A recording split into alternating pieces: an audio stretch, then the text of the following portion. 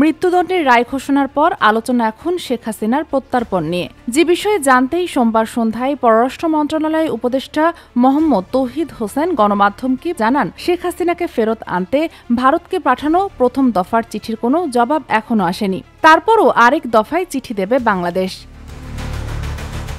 পররাষ্ট্র মন্ত্রণালয় এক বিবৃতিতেও দণ্ডপ্রাপ্ত আসামি শেখ হাসিনা এবং আসাদুজ্জামান খান কামালকে প্রত্যর্পণ চুক্তি অনুসারে বাংলাদেশের কাছে হস্তান্তর করতে ভারতের প্রতি আহ্বান জানিয়েছে।